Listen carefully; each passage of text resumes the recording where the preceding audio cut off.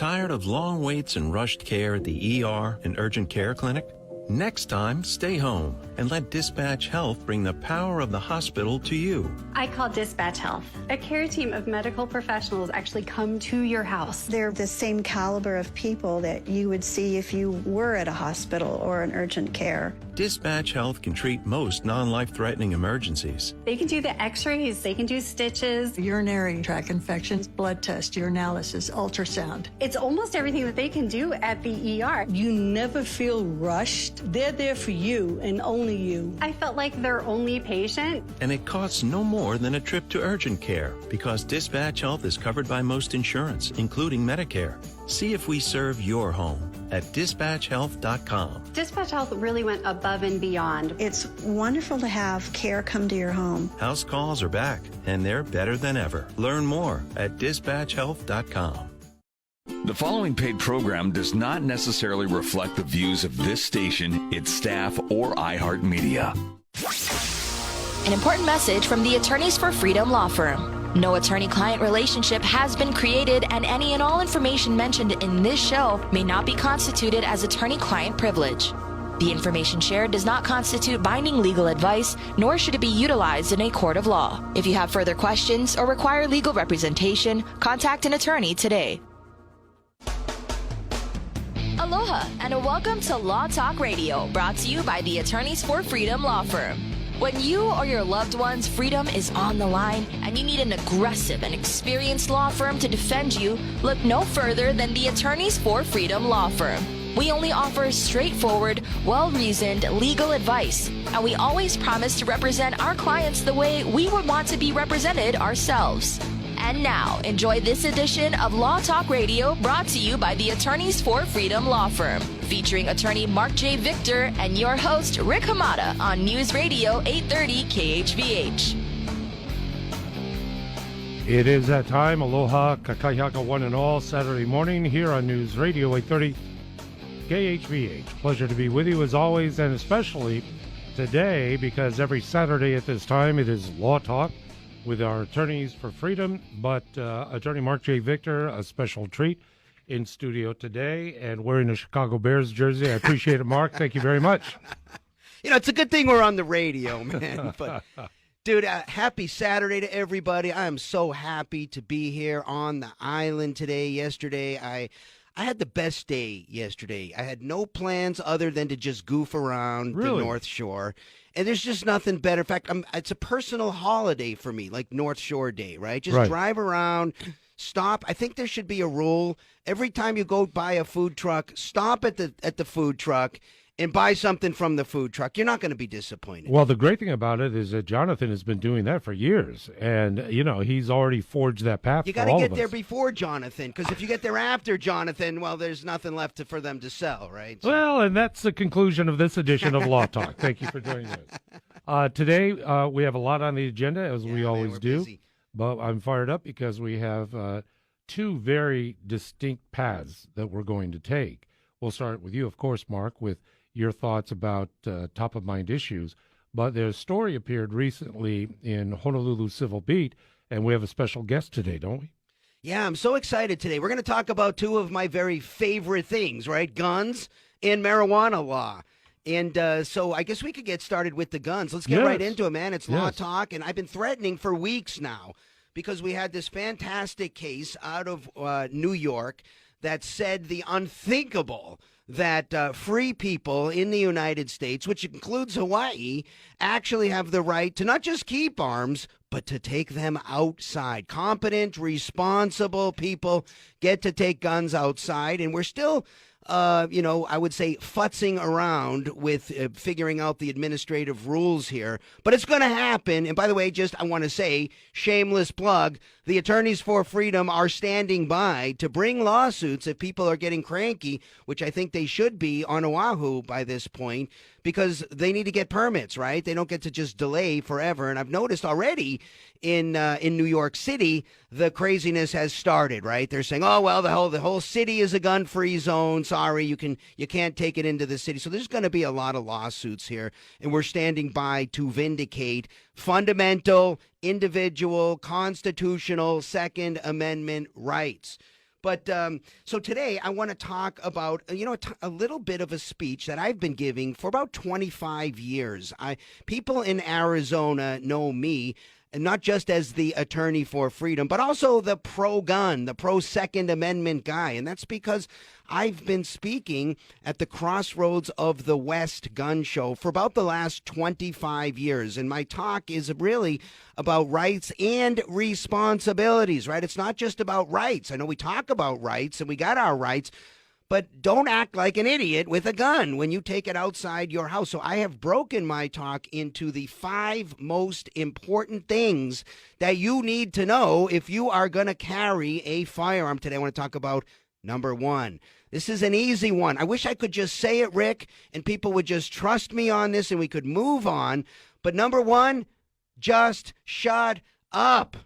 I mean it. Just don't talk to the police on this one. I know people are already thinking about all kinds of things, right? What if I didn't do anything wrong? What if this? What if that? Trust me on this, folks. Just shut up. But because I've been practicing law for almost 30 years, I know people don't listen to me. So I got to explain a little bit more. But first, I got a deal worked out with the Honolulu PD, Rick. I don't know if you're aware of this or not, but we got a deal worked out.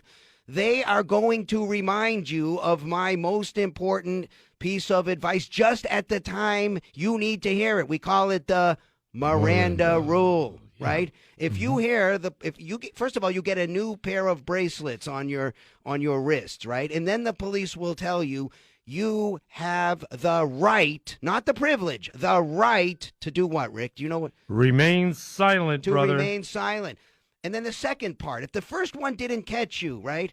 Think about the language of the second warning in the Miranda warnings. Anything you say will be used. How's it going to be used, Rick? Be held against you in a court of law. Against you. And us salty criminal defense lawyers would wish they said it a little different. Like anything you say, and some stuff maybe you didn't even say, will be used against you.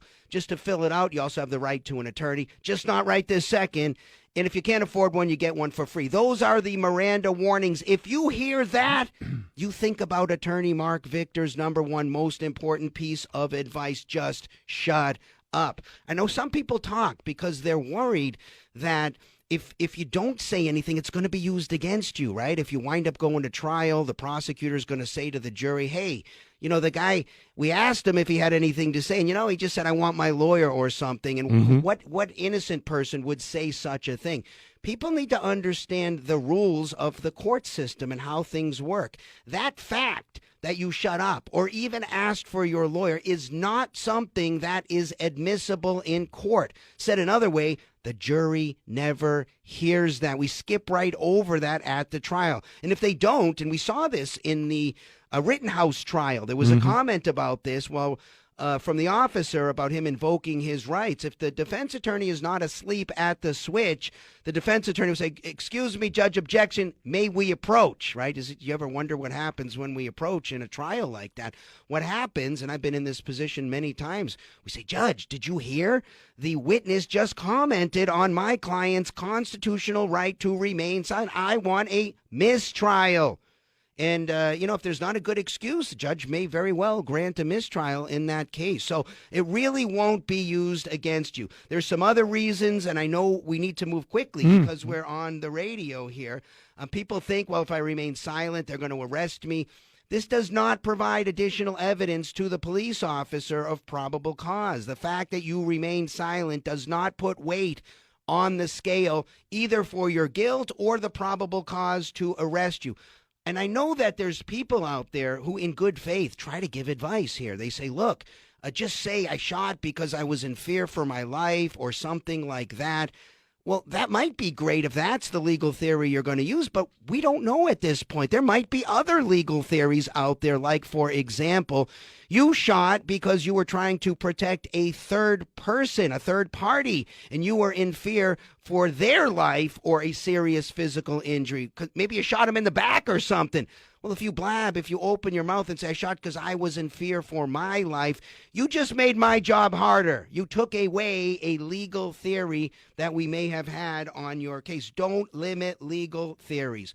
In addition to that, it's the worst possible time to be making a statement after a shooting, right? When the police are there, you're stressed, the adrenaline's going crazy, your cortisone levels are out of control. Terrible time to be making a statement that may be recorded, that's going to definitely be used against you later. What if you left something out that's important, right? A year or 2 years down the road, when you say, oh, by the way, there was this fact, you're giving the prosecutor a field day here to say, oh, your memory is better today than it was at the time when you first spoke.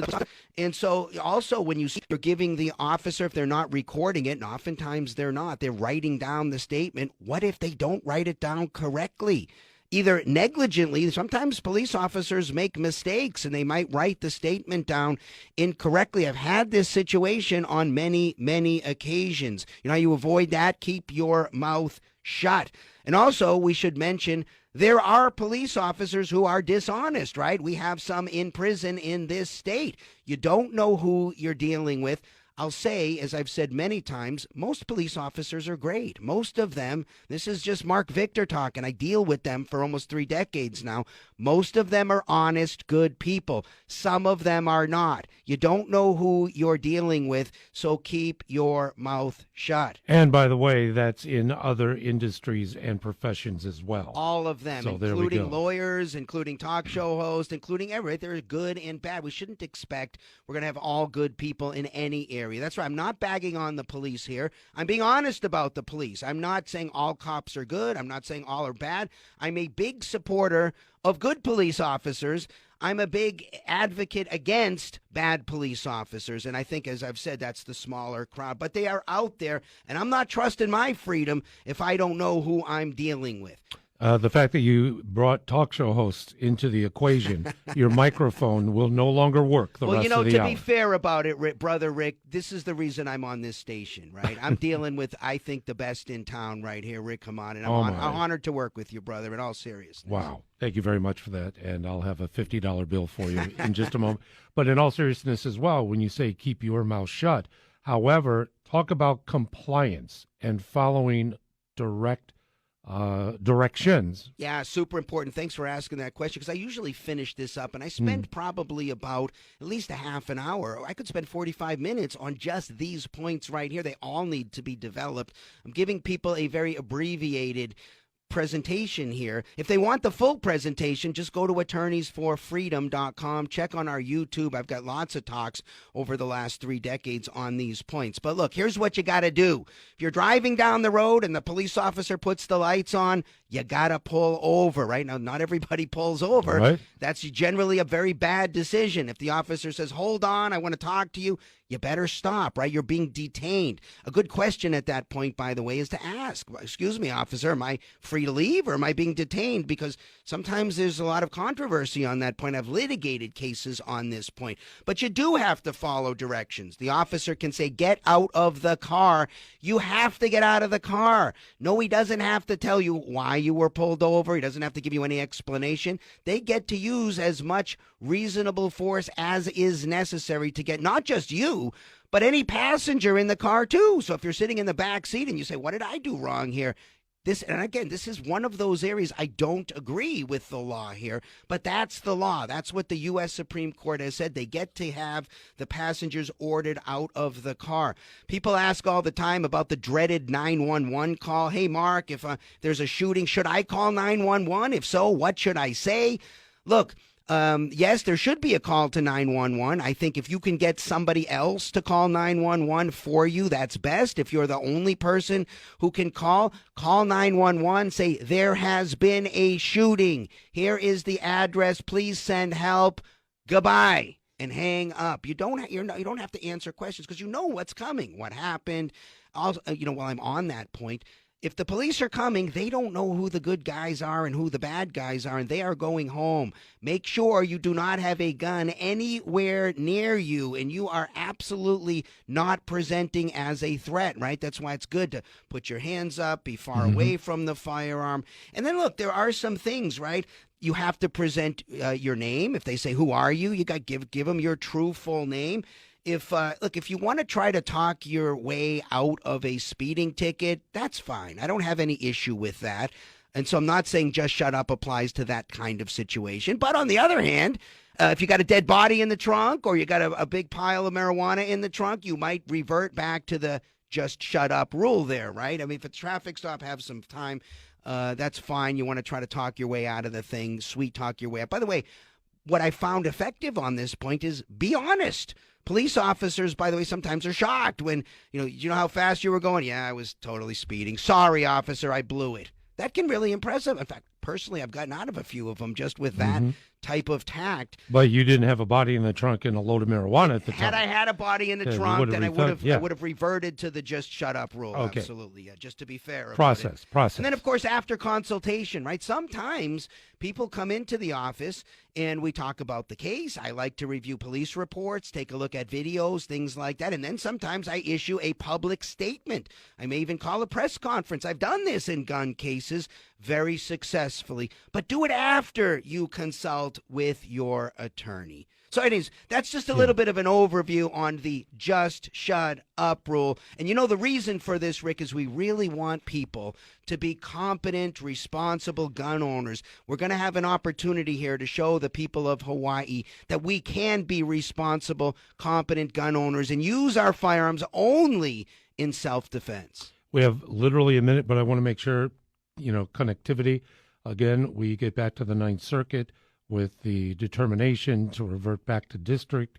Where are we do we have any updates? Is it just still in play? Things move very slowly in the federal court. This is an outrage, by the way. I agree with the dissenting view of Judge O'Scanlan here, who said, look, there's no reason. The Supreme Court was pretty clear. We don't need to send it back to the district court. I expect once it hits the district court, because I have been in front of many of the district judges here, I think they generally do a good job. They try to follow the law. I think this case is going to be disposed of pretty quickly. It is Law Talk with the Attorneys for Freedom. Delighted that Marc J. Victor in studio with us today, and we'll continue on in just a few short moments. Stand by with us. Law Talk. It is now 8:22. Law Talk Radio will return after these messages. Let Engel Invokers Honolulu simplify your life. Learn strategies on how a 1031 tax-deferred exchange can help increase your rental income and maximize deductions. The 1031 exchange is a powerful tool, and if utilized properly, it can change your life. Call 808-725-2000 to reserve your seat at our next educational seminar. Follow your dream home. Engel Invokers, Honolulu. Are you frustrated with the constant bickering between the Republicans and the Democrats? Are you concerned about the ever-deepening divide in our country between groups of people who can't even seem to talk to each other anymore? Well, there's a new political movement growing throughout the world right now, the new Live and Let Live global peace movement, and it's attracting reasonable people who recognize that competent adults should be in charge of their own lives. We are inspiring people to be good humans. See liveandletlive.org for details and become part of the solution. Hi, folks. Rick Hamada here. I tell you all the time, the law touches your life every single day, whether you like it or not. It's not a question of if, it is a question of when you may need legal representation, legal advice, your own attorney. It can be stratospherically expensive. However, the Attorneys for Freedom, Attorneys on Retainer program could be the answer for you. For a small initiation, small monthly fee, you can get all the benefits of representation from the Attorneys for Freedom law firm via the Attorneys on Retainer program. And let me tell you this, I signed up. I am a member of AOR because I see not only the value, however, I want to have the confidence that I have the Attorneys for Freedom in my corner. You can too. Log on to Attorneys for Freedom, click on the red Attorneys on Retainer tab, and you, my friends, could have legal representation today. Welcome back to Law Talk Radio, brought to you by the Attorneys for Freedom law firm. We're almost at the bottom of the hour, and then we'll connect with our very special guest in studio today. In the meantime, though, we return with attorney Marc J. Victor, and also welcoming Mr. Jonathan Harris, Jonathan, if you need to throw away your plate lunch container from the trucks in the North Shore, we can do that in a moment. Absolutely, Rick. I'm not throwing away my plates, but thank you very much. Good morning, good morning, good morning. Good morning, my brother. Aloha. Aloha. Is always nice to be on the show with you. I'm glad Mark is on island today. We have a new addition to our team. I'm going to introduce her real quick. It's Jen. She's going to be part of the Attorneys for Freedom law firm and working very hard and diligently to represent the people of Hawaii, showing them how to sign up for the AOR program. So we're very excited to have her part of the team. But the Attorneys for Freedom is proud to be on the island and offer the Attorney on Retainer program because it brings reasonable rates to the average citizens to be able to have competent attorneys represent them. And this is representation. You literally can say, I have an attorney. Yes, you can say you have an attorney as long as you come in and talk with the attorney once you sign up. Yes. Mm-hmm. It's a big difference between our program and other programs. All these other programs, you get an insurance company, and many of them you don't even get to pick your lawyer. With our program, when people sign up in AOR like you did, Rick, and we're honored to represent you, we can literally say you are now a client of the firm. And I think that means a lot to us. When a client of the firm calls, we're going to take that call. We're going to handle it. And if it's a gun case, you're going to be hard-pressed to find lawyers who have handled more gun cases than us. We're sort of the go-to in Arizona. Right. What has been some of the feedback from those who have retained through AOR? Can you share a bit about that, Jonathan? Of course I can. I can't get into details, but I can tell you, as Mark was saying, that you are a client once you sign up for the program, and that's what's been the greatest thing that I've gotten a lot of feedback from other insurance broker that people are signed up with, the other no-name insurance brokers, I call them, like USCCA and all those places. They call in, and because of Mark's video and because they have asked us to review the contract, Mark had an opportunity to review it, and he shared it with the world. This is what he saw with the contract. It doesn't cover criminal cases. Yeah, you know what's real interesting, and it's something that just came through my brain. We had a guy who recently called our law firm. He was a member of another program, and he was involved in a shooting, and the person was killed. And this was one of those where you get to pick your lawyer, and he picked us.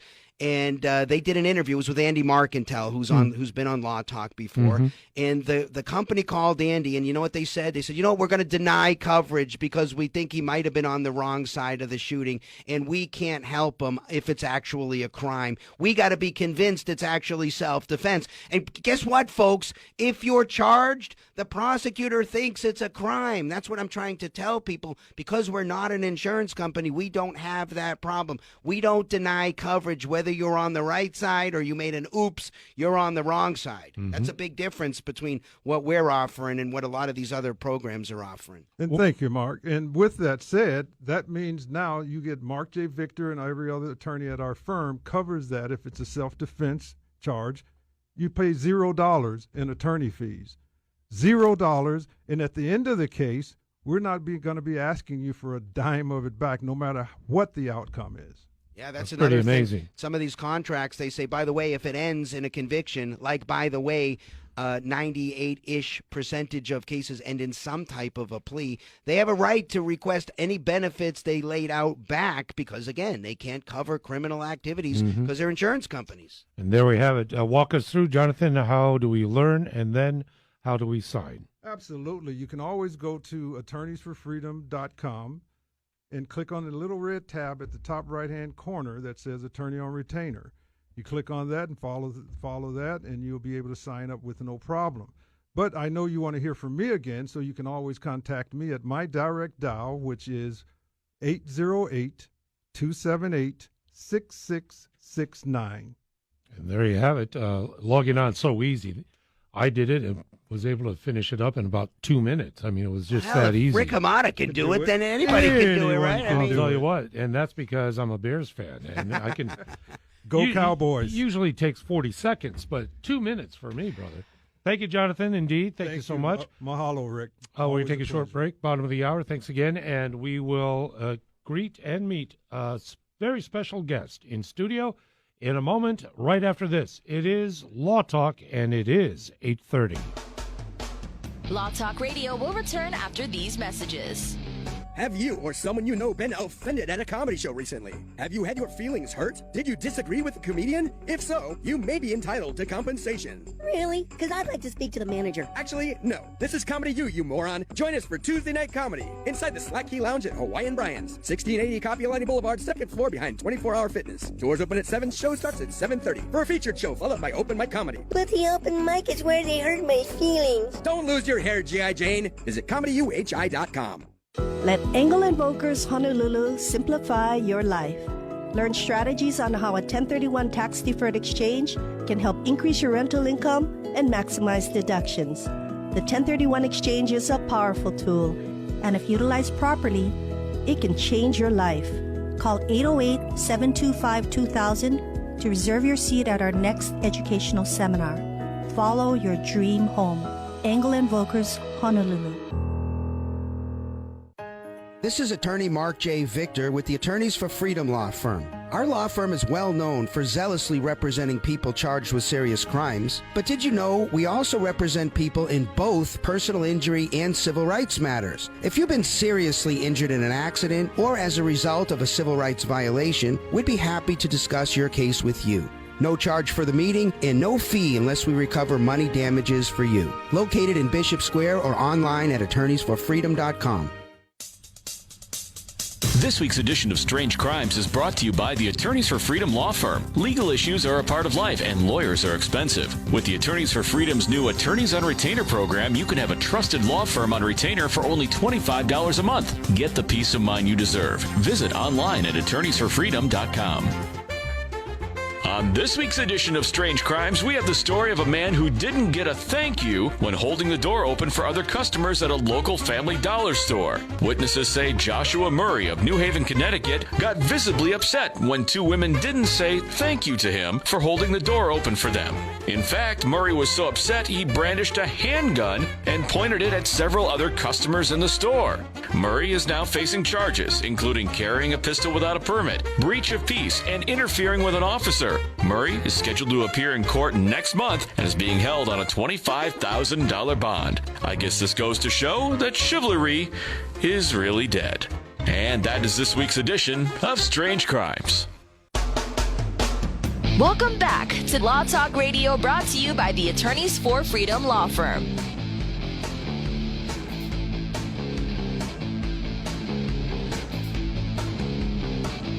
Welcome back. It is already 8:33 in the morning on this Saturday, Labor Day weekend. Hope you have some great weekend plans, and this is a great way to start your Saturday morning each and every Saturday at this time. It is Law Talk with the Attorneys for Freedom, featuring attorney Marc J. Victor. Marc, would you please do the introductions? Yeah, Rick, I'm so excited to actually do an interview with my new friend, Stewart Yerton.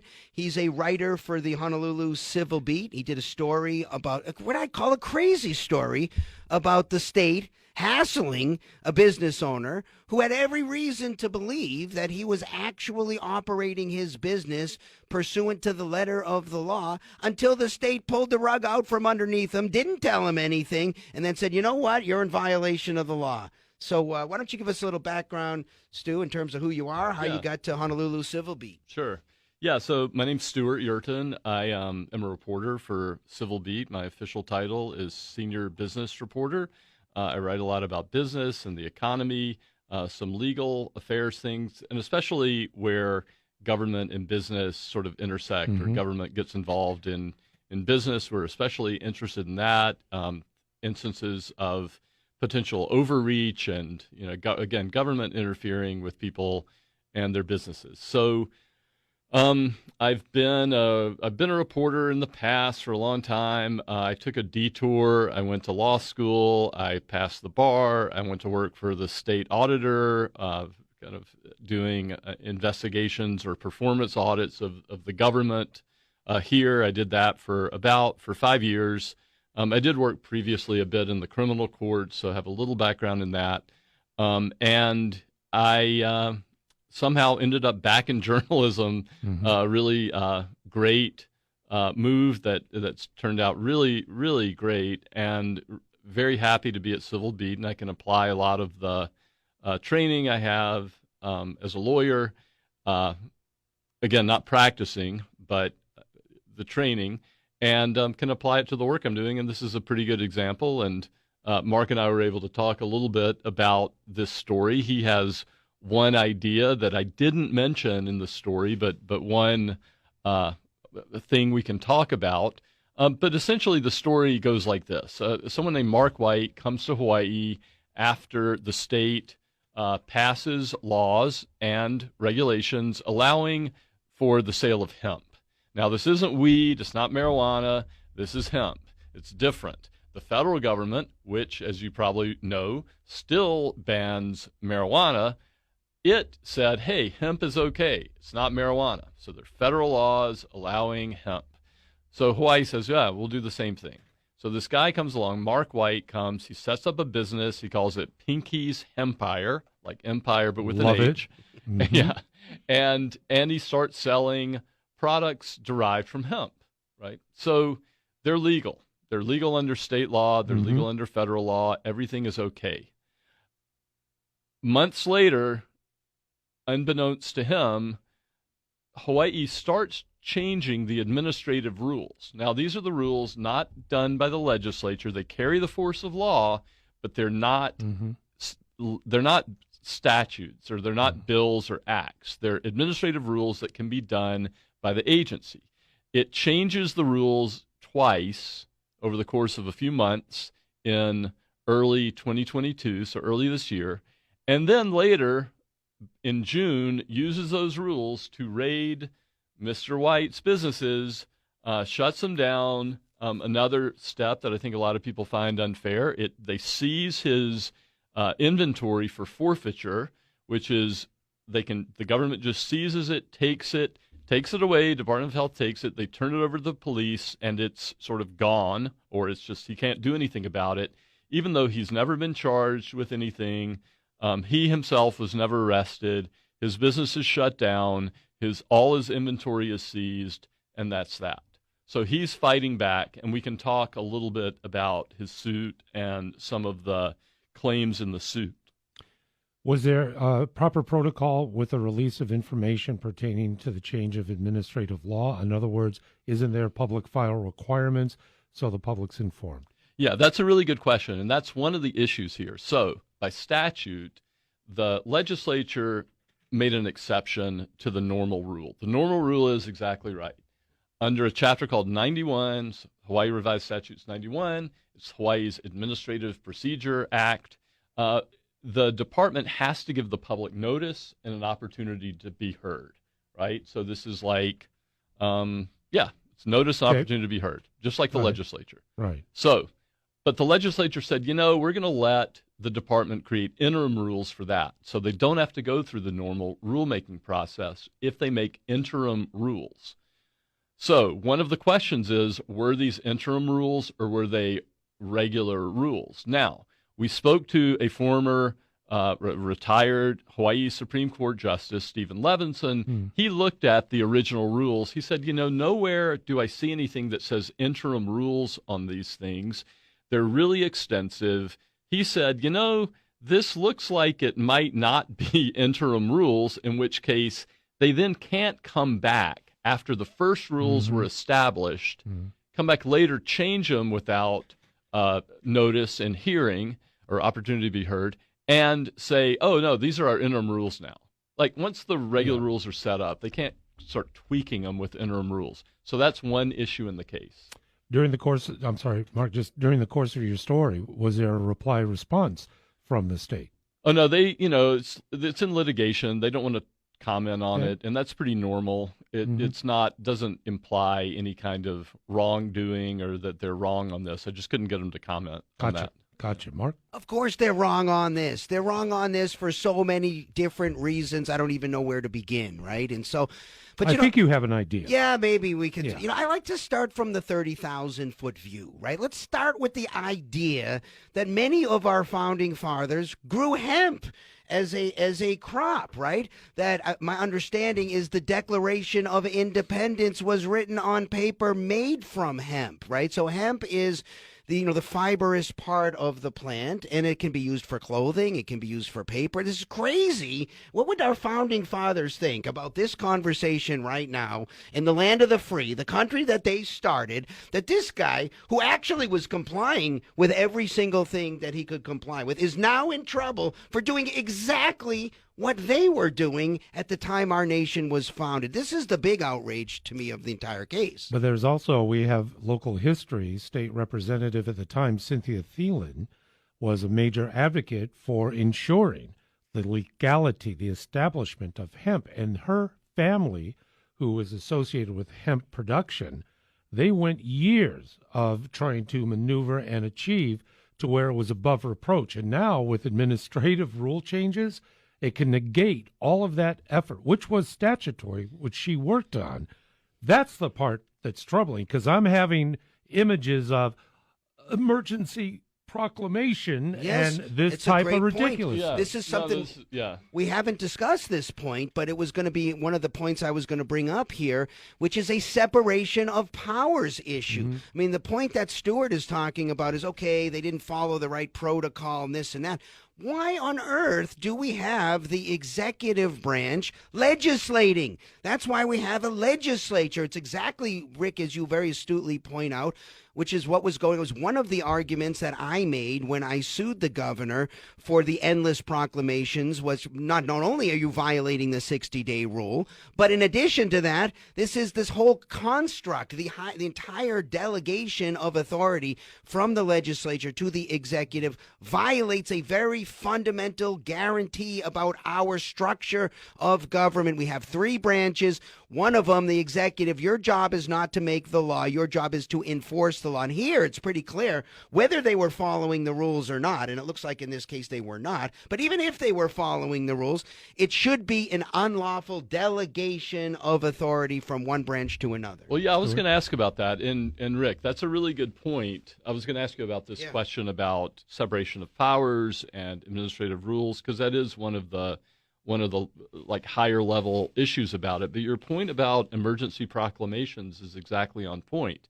I mean, if the executive wants to come in and make administrative rules, and I'm not sure I 100% agree with the idea that the executive can make administrative rules, and should be doing it, but that's a point reasonable people can disagree on.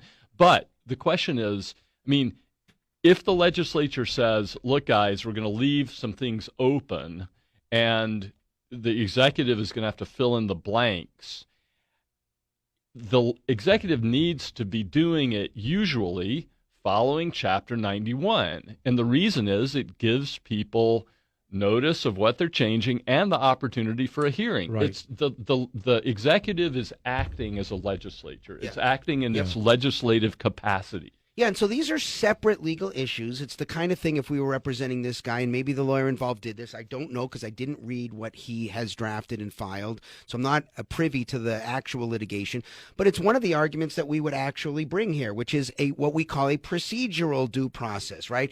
You can, even if you can do it, you got to do it in a way that provides notice so people can contest it, and you're entitled to a hearing. So this guy should have been able to go in and say, hey, hold on a second, I'm not being treated fairly. I think this shouldn't apply to me. I should be exempted. There could be an ex post facto issue here, which is you are making retroactive laws here that are not just procedural, but that are substantive changes. You don't get to go back and change the law when I did something that was legal and now all of a sudden it's illegal. That's what we call ex post facto, and we put it right in the Constitution so they wouldn't do this kind of a thing. Okay, yeah. So I want to say that's exactly right. And there's another point, and we could talk about that for a long time. But let's get to the other one, which is also the lawyer for Mr. White raised that point. That's one of their claims in the lawsuit. The other is that, okay, let's just say for the sake of discussion, he's not conceding that it happened, but for discussion that they did follow the law. Okay, that the legislature, it was proper for the legislature to let the executive do whatever they wanted to without following Chapter 91. Even if they did it, here's Mr. White. He starts a business. Everything is okay. It's legal. 6 months later, it's illegal. because of the government. And then the government uses that to take his business away. So what he's arguing is, in this case, under the Fifth Amendment, which requires or prevents the government from taking your property without due process or compensation, he's arguing this is a taking. This is like, they call it a regulatory taking. So he's saying, even if they did this right and the rules were okay, they still took my property for no reason, just based on a change in the law, and then haven't compensated me or anything for it. So maybe you can talk a little bit about that concept, Mark. Yeah, it's actually a really good point, and it's a part of the Constitution we really don't talk about enough. It's in the Fifth Amendment. We call it the Takings Clause, and the idea here is that, and I disagree with this entirely. Right, this comes from something called the eminent domain, which means that basically the government can do whatever it wants with anybody's property. They can say, "Sorry, we're building a road here, maybe light rail or something like that, and we are going to take your property, whether you like it or not." And the only restriction they have is they have to pay just compensation, whatever that is. Guess who gets to decide what the just compensation is? Determine their own. Right. So I used to get involved in some of these cases where I would bring appraisers in and we would make fights about what's just compensation. So the government wises up to this. They say, well, look, we're not actually going to take the property. This started much with the environmental regulations. They said, okay, look, it's your property. We're not taking it, but we've declared it a wetland. You can't build anything. You can't do anything. You can't do whatever, but we're not taking it, so we're not going to give you money. So people would start making this argument. You are effectively taking my property. I bought it because I wanted to build a building or start a business or do something. Now you've changed the law and said you can't do that. Just pay me just compensation. Well, the courts have come down, in my opinion, on generally the wrong side of this issue. And the language that Stewart used is exactly the right language because they call this a regulatory taking. It's, in other words, it's a de facto taking. You've practically taken the property. But the courts have not been friendly in this area. They have been unfriendly. They have said, well, we don't really recognize regulatory takings. And there are very few cases in the modern era that have recognized regulatory takings and made the government pay just compensation. And so that's really, I think, a very important argument here because he's saying, look, you are taking my business. And also there's, just interesting, we had a case not too long ago about whether it's for public use or not, because the government took a piece of property, they gave it to a private developer to make a shopping center, and they said, well, the argument was this is not for public use. You shouldn't even be taking my property. And the court allowed them to do that as well in that case. So yeah, I think they've really expanded on that. They say public purpose. Right. Anything. And they said, well, it's a private development, but it's going to help the public domain. This is what happens with legal reasoning, right? And this is why people who listen to the show sometimes hear me speak about the Constitution not in such a sort of holy way, because it can be interpreted. And you can get from anywhere to anywhere by creative interpretation, right? People who listen to Law Talk know I've talked about the Commerce Clause, which is usually my favorite whipping boy for really expanding what was intended, in this case, in the case of the Commerce Clause, to protect free trade, and now is an endless source of jurisdiction for the federal government. That's exactly what's happened with this idea of regulatory takings. It's wrong. We should be able to look at the situation and say, you know what? Something just doesn't smell right here. You can't treat people like this. I hope they certainly succeed on this argument. By the way, there are also arguments under the state constitution here. The state constitution has very similar provisions that have not been interpreted. And while the federal Constitution may not protect, the state constitution can always be interpreted to afford more protection to the individual than the federal Constitution does. But there's another argument, Mark, that you brought up, and it's the best of the argument. argument. Yeah, you say it's the best of it. It's also kind of subtle, and I do recall our class on this in law school at Richardson, and the dean actually taught it, Avi Soifer, and it's talking about it goes back to these Lochner cases. So maybe you can explain a little bit about this idea or this theory. When you say Lochner cases, I get this warm, fuzzy feeling inside because, regular listeners of the Law Talk show know that I often talk about substantive due process. And this is the idea I've talked about. I'm not going to go through it all on this particular episode, but it's the idea that life, liberty, and property, exactly the way they're laid out in both the 5th and 14th Amendments, they should be treated equally. This notion that we treat them differently, we now apply strict scrutiny. We really look at very carefully when it's life or liberty or a fundamental right like free speech or maybe your right to practice your religion. But if it's property rights, if it's economic liberty, well, minimum scrutiny, which means we basically let it go through. Well, this is a case right here. What we should be able to argue is, hey, hold on a second. This law, this rule they've made, this is not a good reason to shut this guy's business down. If the court looks at the reason for, you got legalized marijuana in this state. You got people with cards smoking marijuana with high levels of THC legally. So why on earth can't this guy sell hemp with maybe a little bit higher level of THC than the state currently allows? They should be able to strike this down and say, sorry, this is an unconstitutional infringement on his right to run this business. It can't be justified by the state, and we're finding it unconstitutional for that reason. There'll be a test on this in 10 minutes. Take out your number 2 pencils and begin. We're going to be back with Marc and Stewart in just a moment. Short break. When we return, we'll wrap things up for this edition of Law Talk. Law Talk Radio will return after these messages. Hi, folks. Rick Hamada here. I tell you all the time, the law touches your life every single day, whether you like it or not. It's not a question of if, it is a question of when you may need legal representation, legal advice, your own attorney. It can be stratospherically expensive. However, the Attorneys for Freedom, Attorneys on Retainer program could be the answer for you. For a small initiation, small monthly fee, you can get all the benefits of representation from the Attorneys for Freedom law firm via the Attorneys on Retainer program. And let me tell you this, I signed up. I am a member of AOR because I see not only the value, however, I want to have the confidence that I have the Attorneys for Freedom in my corner. You can too.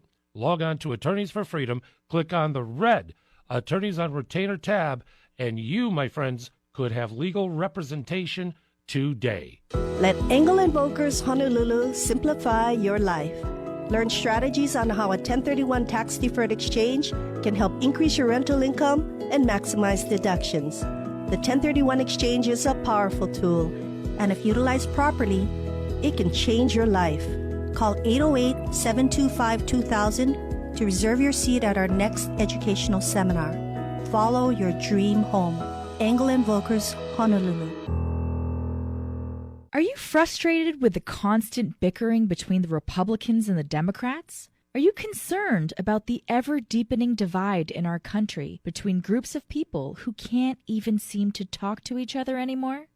Well, there's a new political movement growing throughout the world right now. The new Live and Let Live global peace movement, and it's attracting reasonable people who recognize that competent adults should be in charge of their own lives. We are inspiring people to be good humans. See liveandletlive.org for details and become part of the solution. Welcome back to Law Talk Radio, brought to you by the Attorneys for Freedom law firm.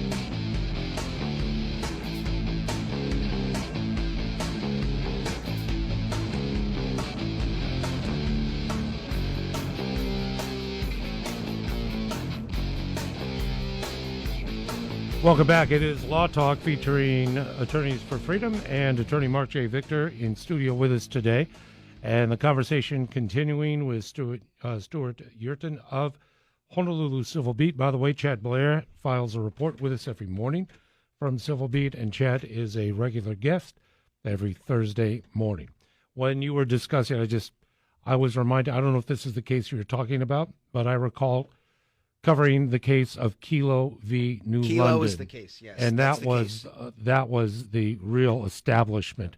Well, but no, that's what I was talking to Marc about. Actually, there was a case earlier. Before that. From Hawaii, believe it or not, involving, it was called Midkiff. I think it was Midkiff versus someone, or someone versus, it was Midkiff versus someone one of the government entities, and it actually was before Kelo. Oh. Yeah, well, it was very interesting. Yeah. Interesting. Can I just one quick thing? It Kelo is true. Kelo is generally considered the first, but actually the Hawaii case was earlier. I'm not trying to commingle eminent domain, but we do have a history with the rail project, especially out in Waipahu and in the Pearl Ridge area, where businesses were decimated. There was never really any compensatory at all. Now we're looking at Dillingham as the next corridor to become disrupted. As a matter of fact, the contract has been awarded for development to start for utility relocation. All those businesses are going to be affected. How will they be protected now, whereas others have not in the past? Yeah, they're not going to be protected. I mean, we need to get back to the idea of regulatory takings, right? I mean, I think if we said to the founding fathers who were concerned about the government taking people's property, right, and say, look, you can take it, fine, which I don't agree with, but you can take it, but you got to at least pay just compensation, to let them wiggle out of that by regulating the heck out of it and saying you can't use it for anything or you must use it for this or something like that, really defeats the whole point of having it in there. And this gets back to interpretation. And, the one point I wanted to make, the way we got into this problem in the first place was FDR's threat to pack the court, which is exactly what Joe Biden is threatening to do right now. And I just want to let people know how dangerous. This is probably one of the most dangerous things that Joe Biden has said since he assumed the presidency. This threat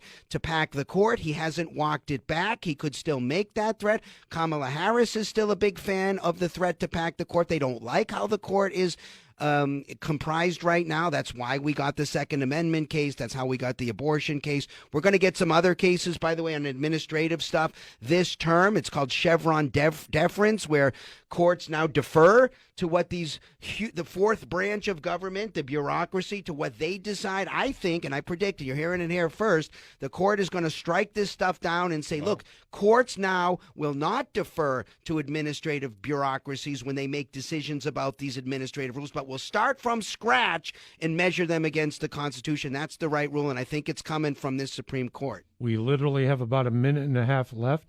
Stuart, by the way, a link to your article will be posted on our podcast page. Yes, thanks. It's I really appreciate the opportunity to be here, Mark. And again, we're very interested at Civil Beat in instances where you feel like the government is impeding your rights, intruding on your rights. We'd like to hear about it. It doesn't have to rise to the level of a legal case. In our situation, you can come to us. My email is syerton@civilbeat.org, SYERTON@civilbeat.org. Contact us. We're delighted to hear from you.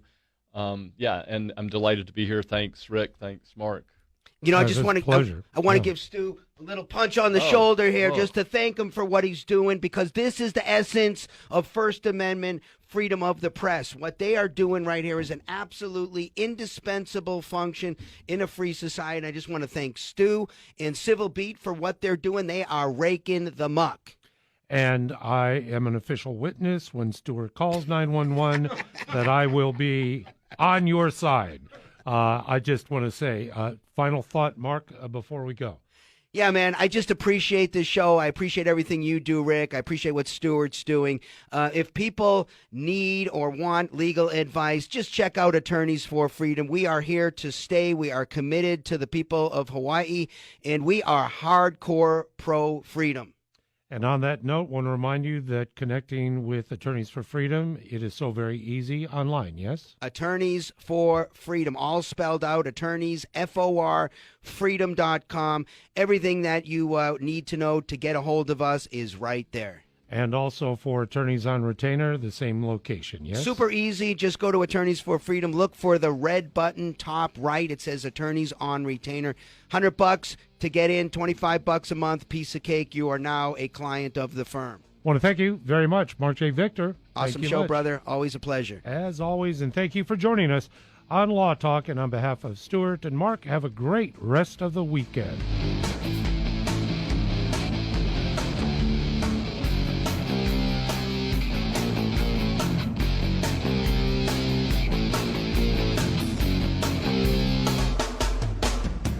Mahalo for joining us on Law Talk Radio, brought to you by the Attorneys for Freedom Law Firm. If you have further questions or require representation for a legal matter, please visit us at attorneysforfreedom.com. Tired of long waits and rushed care at the ER and urgent care clinic? Next time, stay home and let Dispatch Health bring the power of the hospital to you. I call Dispatch Health. A care team of medical professionals actually come to your house. They're the same caliber of people that you would see if you were at a hospital or an urgent care. Dispatch Health can treat most non-life-threatening emergencies. They can do the x-rays, they can do stitches, urinary tract infections, blood test, urinalysis, ultrasound. It's almost everything that they can do at the ER. You never feel rushed. They're there for you and only you. I felt like their only patient. And it costs no more than a trip to urgent care because Dispatch Health is covered by most insurance, including Medicare. See if we serve your home at dispatchhealth.com. Dispatch Health really went above and beyond. It's wonderful to have care come to your home. House calls are back, and they're better than ever. Learn more at dispatchhealth.com.